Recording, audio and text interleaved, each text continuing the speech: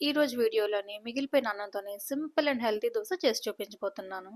మిగిలిపోయిన ఈ కొంచెం అన్నాన్ని ఇప్పుడు మిక్సర్ జార్లో వేసుకొని 4 నుంచి 5 స్పూన్ల వరకు రాగి పిండి, ఇంకా 50 గ్రామ్స్ వరకు బియ్యం పిండిని వేసుకొని కొంచెం నీళ్ళను కూడా వేసుకొని క్రీమ్ లాగా గ్రైండ్ చేసుకోవాలి.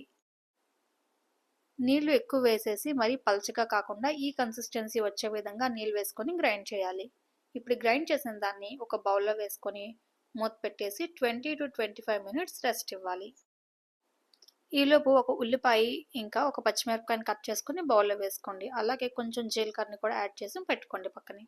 20 మినిట్స్ తర్వాత బ్యాటర్లోని కొంచెం ఉప్పు ఇంకా కుకింగ్ సోడా రెండింటిని వేసి ఒకసారి బాగా మిక్స్ చేసుకున్న తర్వాత వేడివేడి పెనం మీద కొంచెం దళసరిగా దోశ వేయాలి.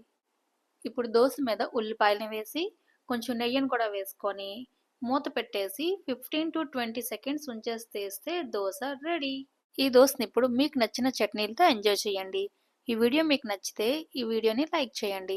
అలాగే ఇలాంటి రెసిపీస్ ఇంకా కావాలంటే ఈ ఛానల్ని సబ్స్క్రైబ్ చేసుకోండి. మిగిలిపోయిన అన్నంతోని ఇలా డిఫరెంట్ రెసిపీస్ చేస్తూ ఉంటే ఇంకా ఇంట్లోని అన్నం మిగిలిపోయే ఛాన్సెసే ఉండవు.